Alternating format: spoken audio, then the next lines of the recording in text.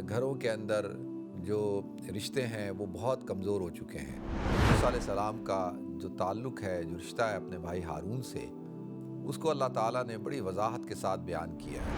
بھائی کا بھائی سے رشتہ اس قسم کا رشتہ بن چکا ہے کہ مفاد کا رشتہ۔ حضرت موسیٰ علیہ السلام کی دعا کہ انہوں نے اللہ رب العزت سے دعا مانگی کہ میرے بھائی کو میرا وزیر بنا دیں، میرے کام میں شریک کر دیں، اور کس طریقے سے اللہ تعالیٰ نے ان کی اس دعا کو قبول بھی فرمایا۔ اور یہ رشتہ مقابلہ بازی کا نہیں تھا، آج بھائی بھائی سے مقابلہ کر رہا ہے۔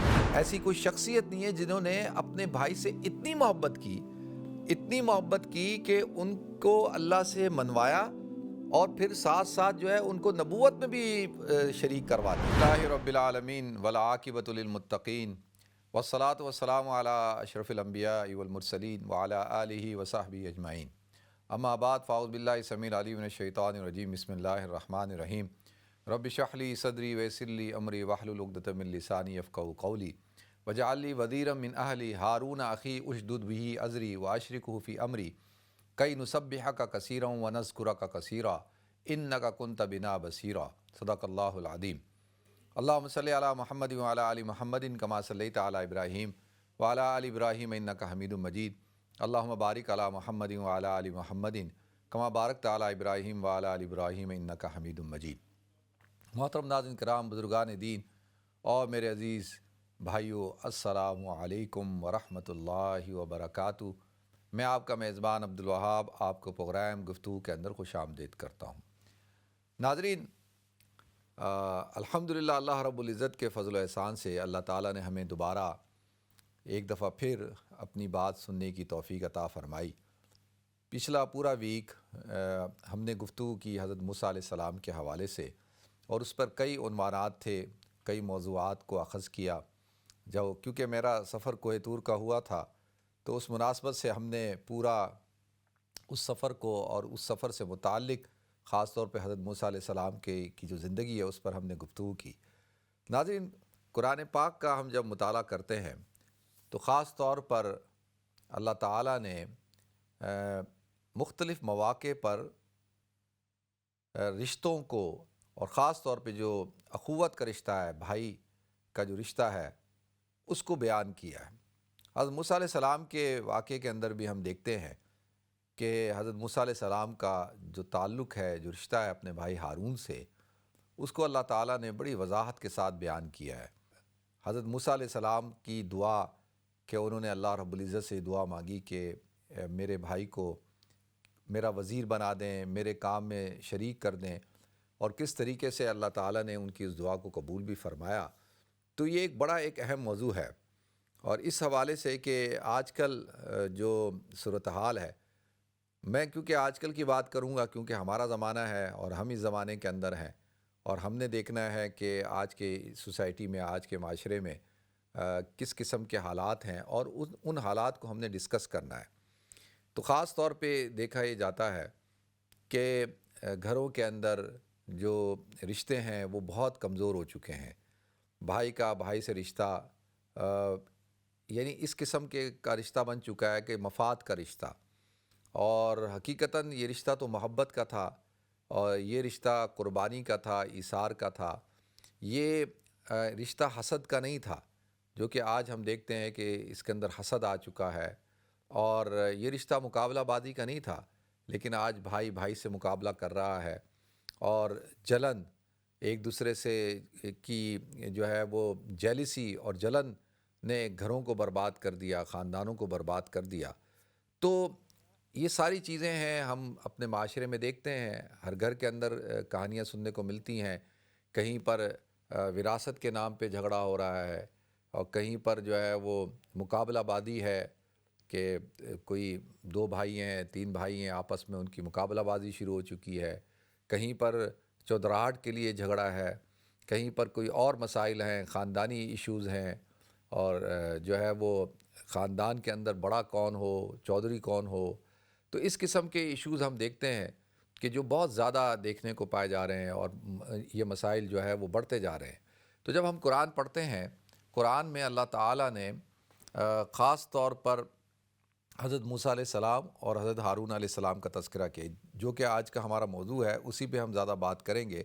لیکن ضمناً اور جو اللہ تعالیٰ نے بھائیوں کا جو تذکرہ کیا، ان میں ایک حابیل اور قابیل ہے، جس کو اللہ تعالیٰ نے قرآن پاک میں ارشاد فرمایا، حضور اکرم صلی اللہ علیہ وسلم سے کہا کہ آپ وَاتْلُ عَلَيْهِمْ نَبَأَ ابْنَيْ آدَمَ بِالْحَقِّ إِذْ قَرَّبَا قُرْبَانًا فَتُقُبِّلَ مِنْ أَحَدِهِمَا وَلَمْ يَتَقَبَّلْ مِنَ الْآخَرِ قَالَ إِنَّمَا يَتَقَبَّلُ اللَّهُ مِنَ الْمُتَّقِينَ۔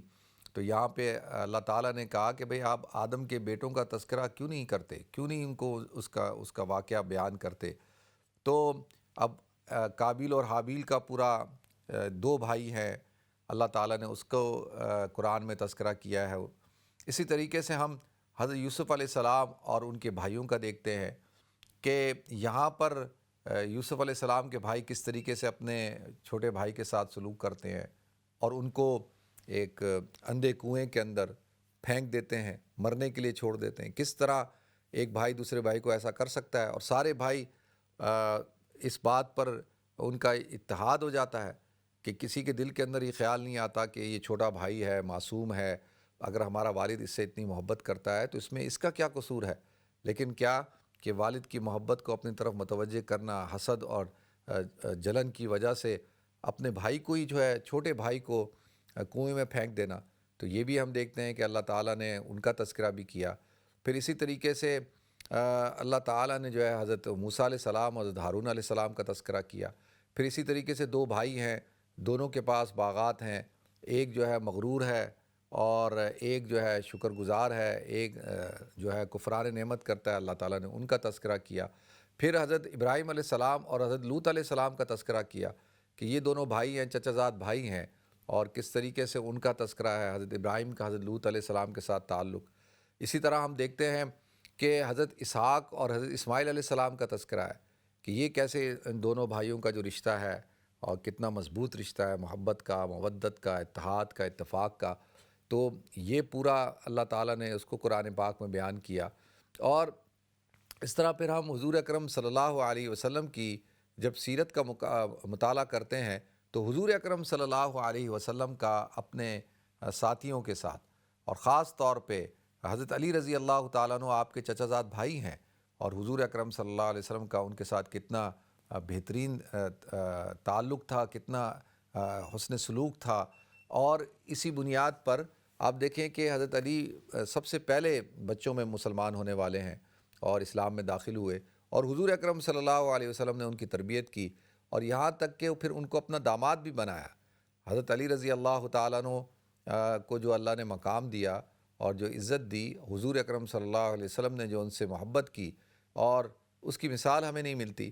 اسی طرح سے حضور اکرم صلی اللہ علیہ وسلم صحابہ کے ساتھ ان کا کس طرح سے تعلق تھا، خاص طور پہ حضرت ابوبکر صدیق اور حضور اکرم صلی اللہ علیہ وسلم دونوں ایسے رہتے تھے جیسے سگے بھائیوں سے بڑھ کر ہوں۔ تو ہمیں حضور اکرم صلی اللہ علیہ وسلم کی حیات طیبہ سے بھی یہ اسوہ ملتا ہے، اور قرآن پاک میں بھی جو اللہ تعالیٰ نے مختلف مواقع پہ جو بھائیوں کا تذکرہ کیا ہے، اس کا موقع بھی ملتا ہے، اور اس سے بھی ہم اسوہ حاصل کر سکتے ہیں اور نصیحت حاصل کر سکتے ہیں۔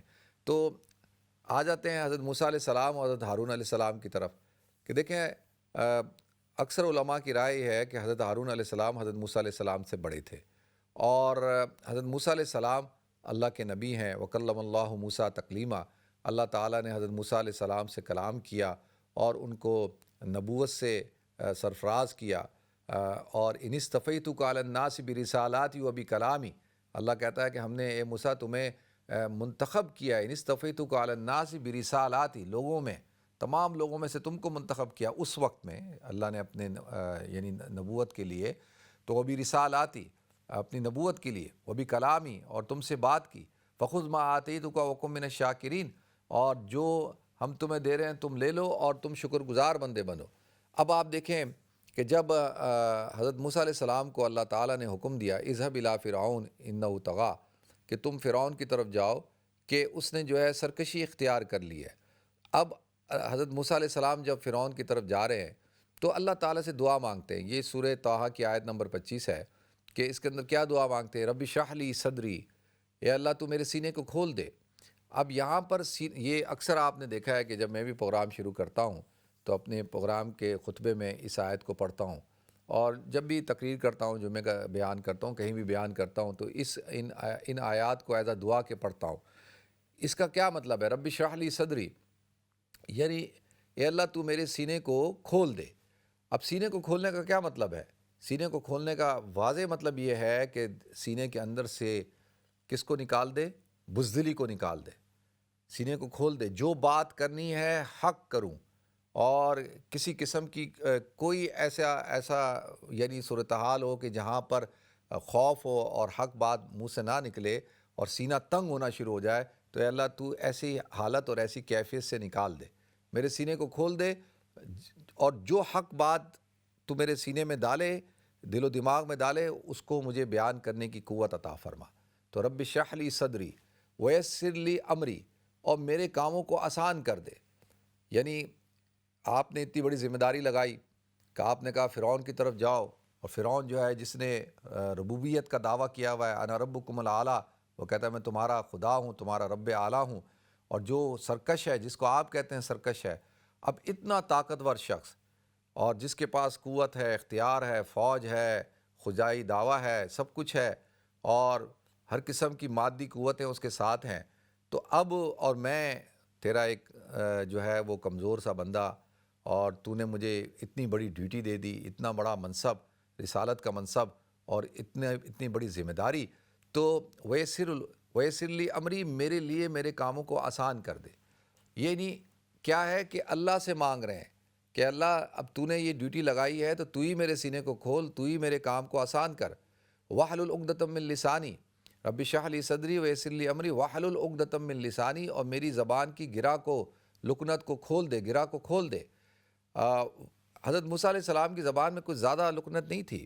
وہ جو بچپن کا واقعہ ہے نا، کہ فرعون کو ایک دن شک ہوا کہ یہ بچہ کہیں وہ بچہ تو نہیں ہے کہ جس نے میری حکومت کو ختم کرنا ہے، تو اس نے آزمانے کے لیے جو انگارے ہوتے ہیں وہ ان کے سامنے رکھ دیے، اور اس نے دل میں یہ گمان کیا کہ اگر تو یہ اللہ کے نبی ہوئے یا یہ وہی بچہ ہوا تو یہ خاص بچہ ہوگا، اور یہ ان انگاروں کو نہیں کھائے گا، منہ میں اٹھا کے نہیں ڈالے گا، کیونکہ بچوں کی عادت ہوتی ہے کہ جو چیز بھی سامنے رکھی جائے وہ اٹھا کے منہ میں ڈالتے ہیں، اور خاص طور پہ کوئی چمکتی ہوئی چیز ہو، روشن چیز ہو، تو وہ ان کی عادت کا حصہ ہوتا ہے۔ آپ آزما کے دیکھیں۔ تو اب جب فرعون نے انگارے رکھے تو حضرت موسیٰ علیہ السلام نے ایک انگارہ اٹھا کے منہ میں ڈال لیا، اس سے زبان جل گئی اور تھوڑی سی لکنت آ گئی تھی۔ تو اب اللہ تعالیٰ سے دعا مانگ رہے ہیں کہ اللہ واحلل عقدۃ من لسانی یفقہوا قولی، کہ میری زبان کی لکنت کو، گرہ کو ختم کر دے، یفقہوا قولی، اور وہ میری بات کو سمجھ سکیں، یعنی جو بھی بات میں کروں وہ اس کے اندر لوگ سمجھ جائیں۔ دیکھیں یفقہوا قولی، یہاں کہہ رہے ہیں میری بات کو سمجھیں، یہ نہیں کہہ رہے کہ وہ میری بات کو مانیں۔ تو اس سے ہمیں کیا پیغام ملتا ہے؟ ضمناً میں عرض کر رہا ہوں، وہ تو بھائیوں کا تذکرہ ہے، لیکن یہ جو آیت ہے اس کو بھی ہم تھوڑا سا بیان کر لیں کہ عام طور پہ آپ نے دیکھا ہوگا کہ لوگ جو ہے اپنی بات منوانا چاہتے ہیں۔ ہمارا رویہ کیا ہے؟ ہمارا طرز عمل کیا ہوتا ہے؟ یعنی ہم کیا کرتے ہیں؟ ہم چاہتے ہیں کہ لوگ ہماری بات کو مانیں، اور یہ ہر جگہ آپ کو یہ صورتحال کا سامنا کرنا پڑتا ہے۔ آپ دیکھتے ہیں کہ گھروں کے اندر وہ کہتا ہے تم میری بات نہیں مانتی، وہ کہتے تم میری بات نہیں مانتی، شوہر بیوی کو کہتا ہے، بیوی شوہر کو، والد بچوں کو، بچے والد کو، اور بھائی چھوٹے بھائی کو، چھوٹا بھائی بڑے بھائی کو، خاندان، ہر جگہ، آفس میں، آپ جہاں بھی چلے جائیں، لیڈر جو ہے وہ قوم کو کہہ رہا تھا تم میری بات نہیں مانتے، اور قوم کہتی ہے کہ تم میری بات نہیں مانتے۔ ہر شخص یہی کہہ رہا ہے، اسٹوڈنٹ، طلباء اپنے اساتذہ سے، اساتذہ اپنے طلباء سے۔ لیکن یہاں سے اس آیت سے ہمیں یہ بات پتہ چلتی ہے کہ بات کو منوانا نہیں ہوتا، بات کو سمجھانا ہوتا ہے، کہ آپ بات کو وہ کہتے ہیں کہ بس وہ میری بات کو سمجھیں۔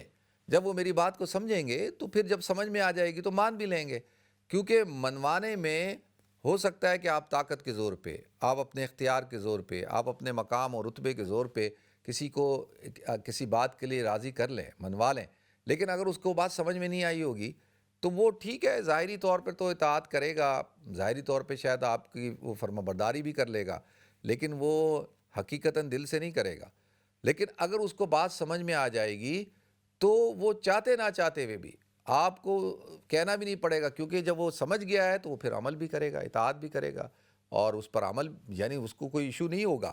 تو یہاں پر یہ بڑا ایک پوائنٹ ہے، اور یہ میں بھی کوشش کر رہا ہوں اور پریکٹس کر رہا ہوں کہ بھائی میں نے بھی یعنی پکا ارادہ کیا ہوا ہے کہ بھائی لوگوں کو، اپنے آپ کو بھی اور لوگوں کو بھی جو ہے بات کو سمجھانا ہے، منوانا نہیں ہے۔ تو انشاءاللہ جب ہمارا یہ رویہ ہوگا اور اس طرح سے ہماری ایک سوچ ڈیولپ ہوگی، تو پھر معاشرے کے اندر افہام و تفہیم پیدا ہوگا، اور معاشرے کے اندر ہم آہنگی پیدا ہوگی، اور لوگ جو ہے وہ ایک دوسرے کی رسپیکٹ کریں گے، اور ایک مکالمے کی فضا قائم ہوگی، کیونکہ وہاں پہ سمجھنا سمجھانا ہوگا۔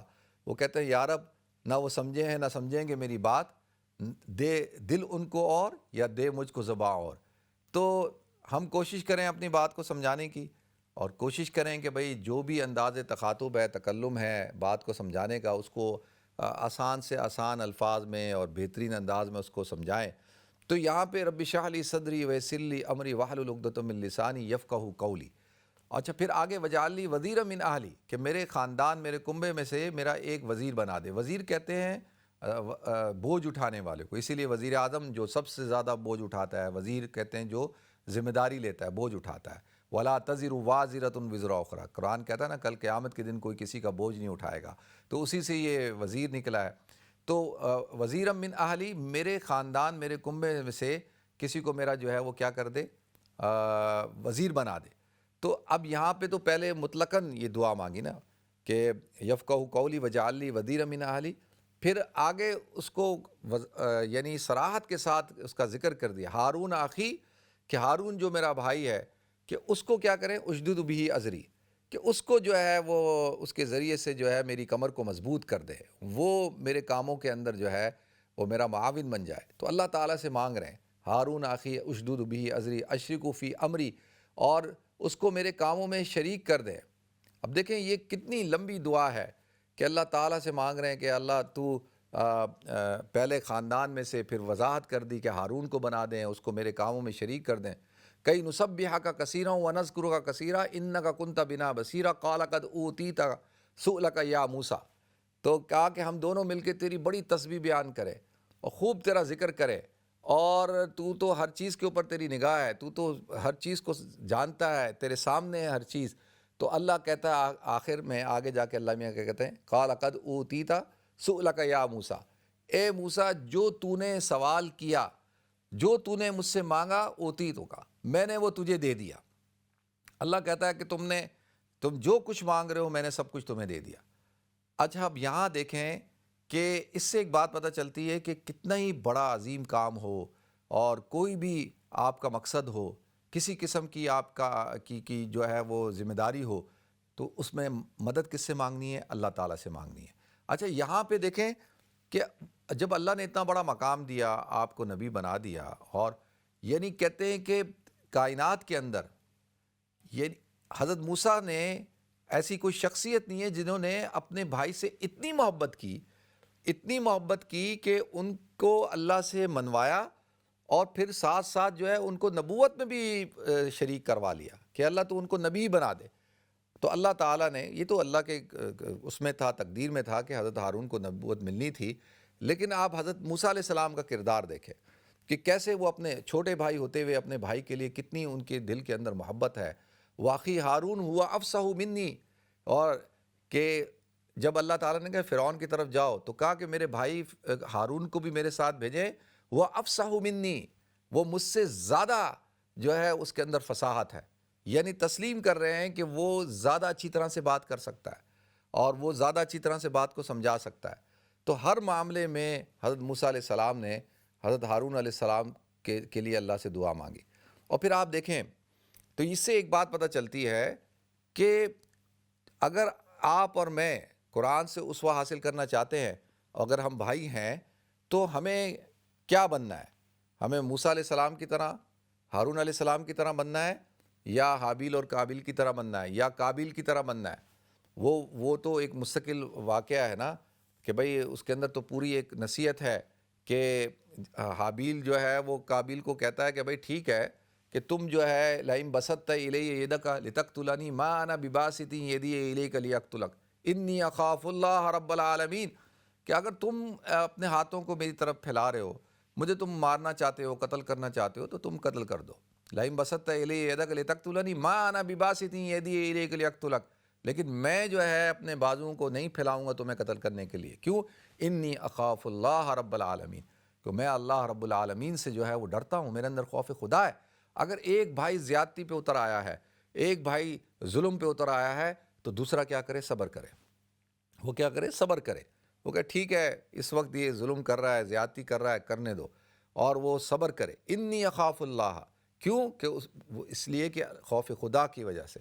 تو اب دیکھیں حضرت ہارون جو ہے وہ پھر آپ جب حضرت موسیٰ علیہ السلام گئے ہیں کوہ طور پہ اور 40 دن جب گزار کے آئے، تو جب آ کر دیکھا کہ بھئی یہاں تو سامری جادوگر نے لوگوں کو جو بچڑے کی عبادت پہ لگا دیا ہے اور اس کی پرستش ہو رہی ہے، تو غصے سے جو ہے حضرت موسیٰ نے جو ہے وہ توراہ کی جو تختیاں تھیں وہ پھینکی اور حضرت ہارون علیہ السلام کو غصے سے پکڑا۔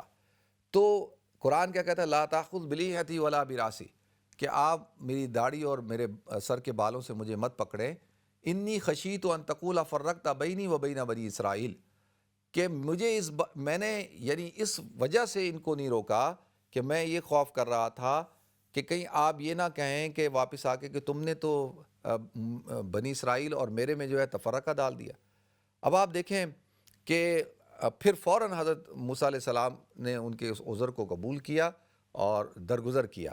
اور پھر آپ آگے جا کے دیکھیں کہ حضرت موسیٰ کی محبت اپنے بھائی کے لیے کہ کیسے اللہ تعالیٰ سے دعا مانگتے ہیں، رب اغفر لی ولی اخی وادخلنا فی رحمتک وانت ارحم الراحمین، کہ اللہ تو میری بھی مغفرت فرما اور میرے بھائی کی بھی مغفرت فرما، تو رحم کرنے والا ہے۔ تو اپنے بھائی کے لیے بھی اللہ تعالیٰ سے مغفرت طلب کر رہے ہیں۔ پھر ہم حضرت موسیٰ علیہ السلام اور حضرت ہارون علیہ السلام کا یعنی یہ پورا جو اسوہ ہے، پورا قرآن کے اندر جو واقعہ ہے، اس سے ہمیں کیا درس ملتا ہے؟ اس سے ہمیں درس ملتا ہے کہ بھائی ایک دوسرے کے ساتھ محبت کریں، ایک دوسرے کو اپنے کاموں میں شریک کریں اور ایک دوسرے کے لیے دعا کریں، ایک دوسرے کا بوجھ اٹھائیں، ایک دوسرے کے معاون و مددگار بنیں۔ اور یہ جب ہوگا جب ان کے اندر خوف خدا ہوگا، جیسے کہ حابیل نے کہا کہ میرے اندر خوف خدا ہے۔ اب یہ باتیں جو ہے وہ آپ سب کہیں گے کہ بھائی یہ سب تو قرآنی باتیں ہیں، کتابی باتیں ہیں، عملی طور پہ تو ایسا ہو نہیں سکتا۔ یقینی طور پر ہم دیکھتے ہیں کہ کتنے خاندان ہیں، کتنے بھائی ہیں کہ جو آپس میں دوست ہیں، جو آپس میں جن کا تعلق ہے، جو آپس میں محبت کے ساتھ رہتے ہیں، ایک دوسرے کے اوپر جان چھڑکتے ہیں اور ایک دوسرے کا احترام کرتے ہیں، ایک دوسرے کی عزت کرتے ہیں اور ایک دوسرے کے معاون و مددگار ہوتے ہیں۔ تو لہذا ضروری نہیں ہوتا کہ سارے بھائی مل کر کاروبار ساتھ کریں۔ اگر کاروبار ساتھ کر رہے ہیں تو اس کے اندر سب سے جو چاہتے ہیں کہ وہ کاروبار میں برکت ہو، ترقی ہو، جھگڑا اور فساد نہ ہو، تو اس کے اندر جو ہے پہلے دن سے انصاف، جو اصل چیز ہے وہ ہے انصاف۔ اور انصاف یہ ہے کہ یہ نہ ہو کہ ایک بھائی صرف حکم چلا رہا ہے اور وہ حکم چلا رہا ہے اور دوسرا بھائی بیچارہ غلاموں کی طرح، گدھوں کی طرح کام کر رہا ہے اور ایک بھائی صرف جو ہے بیٹھ کے بس حکم ہی چلا رہا ہے۔ تو یہ کیا ہے؟ اس سے بھی بہت سارے مسائل پیدا ہو جاتے ہیں۔ تو پھر شیطان وسوسہ ڈالتا ہے، یار سارا کام تو میں کرتا ہوں، یہ بھائی صاحب تو کچھ کرتے ہی نہیں ہیں، صرف حکم چلاتے رہتے ہیں۔ اچھا، جب سارے کام میں کرتا ہوں تو ظاہر سی بات ہے کہ جو آدمی کام کرتا ہے اس کے اندر کوئی غلطی بھی اس سے ہو سکتی ہے۔ بھئی یہ تو انسانی فطرت ہے، انسان کمزور ہے، وہ کبھی کوئی غلطی بھی کھائے گا، کوئی ٹھوکر بھی کھائے گا، کوئی غلطی بھی کرے گا، تو اب اس پہ ٹوک رہے ہیں، اس کو برا بلا کہہ رہے ہیں۔ تو اب یہ ہے کہ کوئی کسی قسم کی اپریسیشن نہیں ہے۔ تو لہذا جو بھائی ہوتے ہیں ان کو ایک دوسرے کی عزت کا خیال بھی رکھنا چاہیے۔ یہ نہیں کہ جی جو ہے سب کے سامنے آپ ذلیل کر رہے ہیں اور ان کو بڑا بھائی چھوٹے بھائی کو ڈس رسپیکٹ کرتا ہے اور سب کے سامنے گالیاں دے دیتا ہے، دوسرے اس کے دوستوں کے سامنے تھپڑ مار دیا یا کوئی گالی دے دی، کوئی بدتمیزی کر دی، کوئی رسپیکٹ نہیں ہے۔ اور تو یہ ساری چیزیں کیا کرتی ہیں؟ دلوں کو توڑ دیتی ہیں۔ جہاں پہ انصاف نہ ہو، جہاں پہ محبت نہ ہو، جہاں پہ معافی اور درگزر نہ ہو، جہاں پر قربانی نہ ہو، تو وہاں پر تو پھر فساد ہی ہوگا نا۔ پھر ایک دوسرے کا گریبان پکڑیں گے، ایک دوسرے کو گالیاں دیں گے، ایک دوسرے سے جھگڑا کریں گے۔ ہم دیکھتے ہیں کہ کتنے گھروں کے اندر ایک دوسرے کی شکل نہیں دیکھتے اور سالوں جو ہے ایک دوسرے کے ساتھ بات نہیں کرتے۔ اب اس میں وجہ کیا ہے؟ دیکھیں وجہ یہ ہے کہ ہم میں سے کچھ لوگ ایسے ہوتے ہیں جو اس بات کو سمجھتے ہی نہیں ہیں کہ بھائی بھی کوئی چیز ہوتا ہے، خاندان بھی کوئی چیز ہوتی ہے، اور اس خاندان کی طاقت کیا ہوتی ہے، بھائیوں کی طاقت کیا ہوتی ہے، اور بھائی کیا ایک دوسرے کے لیے سہارا بنتے ہیں۔ حضرت موسیٰ علیہ السلام نے کیوں کہا کہ یہ میرے ساتھ ہوگا؟ تو کیوں؟ جب وہ ساتھ ہوگا تو یقینی طور پر ایک حوصلہ ہوتا ہے۔ تو بھائی کے ساتھ کھڑا ہونا مشکل وقت میں اس کو حوصلہ دیتا ہے، خوشی کے وقت میں اس کی خوشی کو دوبالا کرتا ہے، غم کے وقت میں اس کے غم کو ہلکا کرتا ہے۔ تو یہ ساری چیزیں ہیں ناظرین، ہمیں ان چیزوں پہ عمل کرنا چاہیے۔ اللہ تعالیٰ نے قرآن اتارا ہی ہمارے لیے، ہماری رہنمائی کے لیے۔ اللہ تعالیٰ ہم سب کو عمل کرنے کی توفیق عطا فرمائے۔ السلام علیکم ورحمۃ اللہ وبرکاتہ۔